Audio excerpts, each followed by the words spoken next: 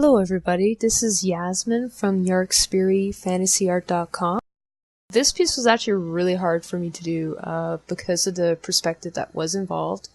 I went through quite a few versions before coming up with a drawing that I actually wanted to complete. And I did go through a couple different processes. So you're going to see a couple of the last versions of the roughs when I'm figuring out the actual pose for the character and what I wanted the character to do.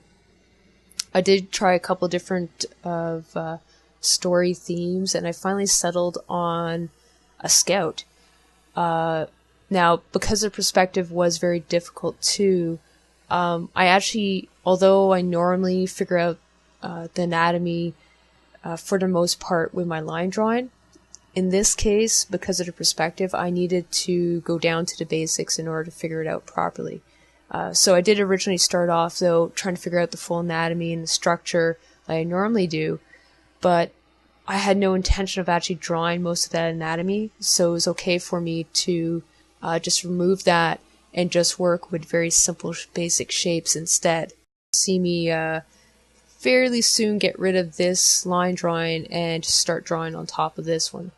Because I had the general idea that I liked, but I didn't like the way the pose looked. The structure wasn't correct, so I needed to make sure that all those read correctly before I continued my drawing. Otherwise, I'd be wasting a lot of time. As you can see, I simplified the majority of the structure for the body, and once I figured out roughly what I was going to do with the character, I made sure that his proportions fit with an elf character, because I did want to draw an elf in this case. I hadn't drawn too many elves, so I wanted to draw an elf in this case. I did also do some fixes on the leg, because I noticed that the leg was not correct for that type of pose.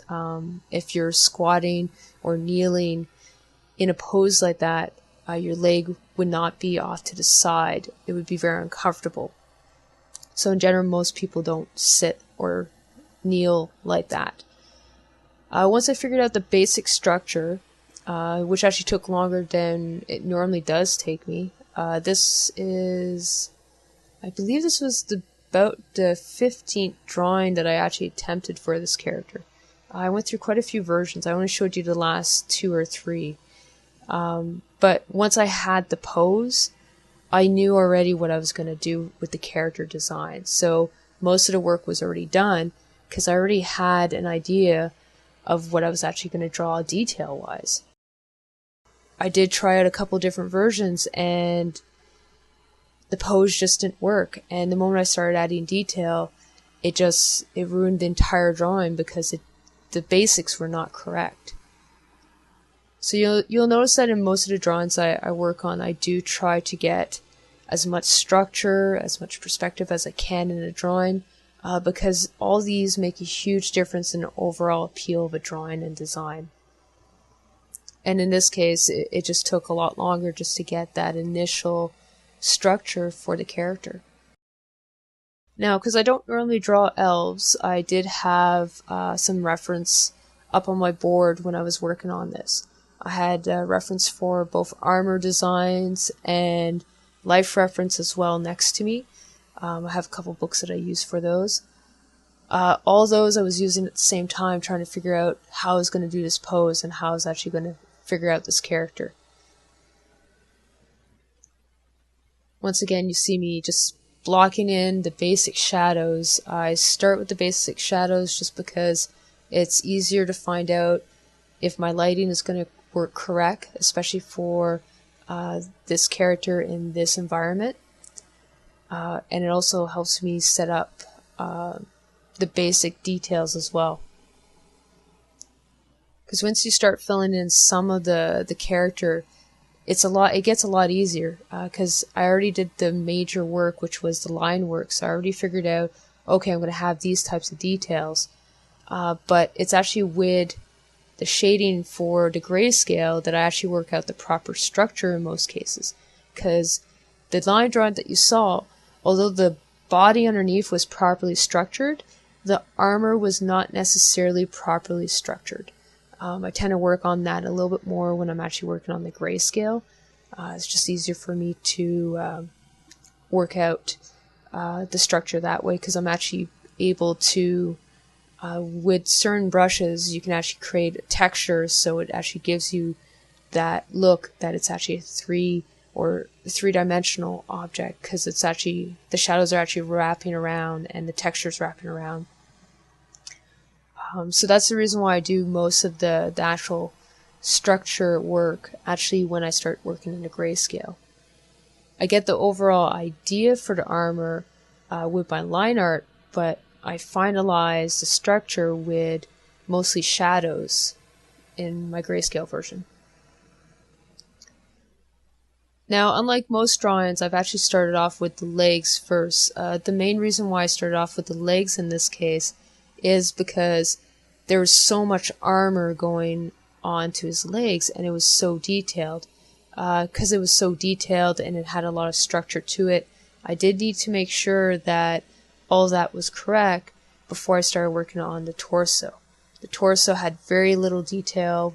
The majority was in the legs in this case. Now you also notice too, compared to my first videos, where I was actually working on different layers for when it came to the armor and for the body, in this case I actually didn't do that. Just because this drawing did take a long time to do, it tends to take a little bit longer if I do it the other way, so just because I do have time limitations, I decided to just go paint on one layer basically. And once again, I'm actually just changing the opacities of my brush as I'm working. So I'm using the keyboard shortcuts for that. And I'm pretty much just using the basic Photoshop brushes for this character. I'm using the soft round brush, and I'm only using 1 or 2 customized brushes, mainly for the background elements of this character that you'll later see me put in. Now, if I ever have to resize the character because I didn't actually fully fill in the character before actually I started painting, this could be an issue, so I did make sure I had a lot more space around the character, so I have a lot more flexibility if I have to resize this character later on, because if I have to move the character at any moment, that would be an issue because of the way I painted this character. The character is not a separate object from the background. In fact, he is heavily influenced by the background colors that are added in later on in this piece. And all of that is because I used a mid-tone as my initial background color when I started doing the grayscale version. And then when I started changing the opacity of my brush, it also meant that I wasn't fully filling in the paper, or the image itself. So there's actually quite a few bits that are actually of the character that are actually semi-transparent because of this. Now this does make it a lot faster to paint. However, like I said before, it can actually cause quite a bit of hassle if you have to print this later on. So please keep that in mind, that if you do ever intend to manipulate this image afterwards, you would have to do one of a couple things. You could flatten the image and then cut out the character, which is probably going to be the easiest. What you can also do is you can actually copy that layer, but there's actually a button that will copy it and everything behind it as well. So that creates a solid new layer, and then you can just delete any of the excess. Now, to avoid that though, I made sure I had a lot of room around my character, so I wouldn't need to do that. But it is something to keep in mind if you do need to print this later on. Whenever you're doing anything drawing wise, and you should keep in mind problems that may arise if you need to print it. Because although you may think you may never ever print this off, chances are pretty good that once in a blue moon you'll actually need to print this off. Maybe it's for a portfolio piece. Maybe you have to hand this in.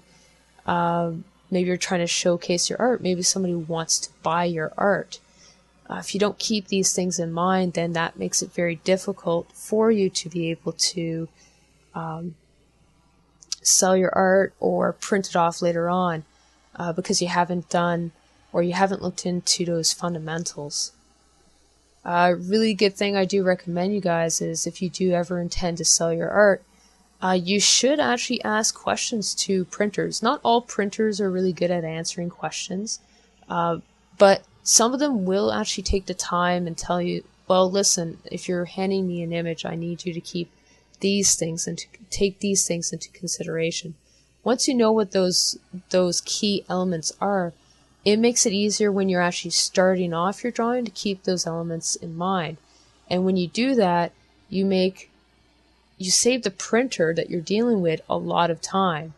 And you're also saving yourself a lot of hassle, because chances are the printer is not going to screw up your drawing because you've already done most of the work for him. So all he needs to do is literally take the file and print. Printers love that. You will make a lot of friends if you keep that in mind.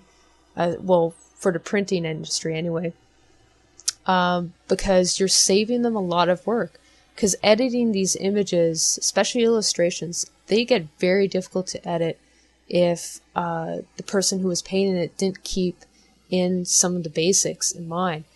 You'll notice that I have about an inch all around my character that is pretty much a no paint zone for my character itself. The character has got to be within that zone. The reason for that is it gives me a lot of flexibility if I have to resize or crop this image, because it's a real pain for setting up an image to print. You have to keep those bleeds in mind, especially if you have to resize it. I've turned some of my images into bookmarks in the past, and the major problem that I've had is that the character was painted in a similar technique as you see now. Although that technique is very fast initially, it does cause a lot more work for me if I'm setting up my image. I spent, compared to a normal image where I actually fill in the whole character, it takes about 5-6 hours normally to do that image. Now, if I'm doing this technique, it normally takes me about 3 or 4 hours to actually paint the whole image from A to Z. Now, I'm spending at least 2 hours on that image extra if I have to set it up for printing. If I set it up so that it's easier to print, the character's on a separate layer and all that, if I do that initially when I start off and I group all my stuff in different folders so I can move it around easily, I'm probably looking at half an hour tops. Now, depending on how many layers or how much detail you have, that would be compounded. So instead of taking just 2 hours to edit, it could take up to 3 or 4 hours, and that's a long time to spend on a drawing. This drawing, in this case, was very time extensive. I spent at least 6 hours on this drawing from A to Z, and that's not including, because I did all of this drawing in one day, I spent the day before drawing a bunch of drawings I would never use again because they just weren't appealing. They didn't work as a concept. So that's an extra at least 3 or 4 hours that I spent just sketching out ideas for this character that didn't work and that I'll never use. So when you get a drawing like this and you have to spend at least 2-3 hours setting up for printing, that's an extensive period of time to spend on setup alone. And you're paying for that when you go to a printer. If they have to set up your image ready to print and it hasn't been set up properly, hasn't been saved as the appropriate files, it's not compatible with printing processes, then you're going to spend that extra time and you're going to have to pay them for that. Most printers don't do that for free because they could spend hours a day just editing your images. So just keeping that in mind will save you both a lot of hassle for you, but also for the printer as well. And you do make some really good friends afterwards, because sometimes if you're not wasting their time, chances are they're going to give you a deal later on for a printing job. So I hope this helped, and I hope to see you guys in the future. Thank you and take care.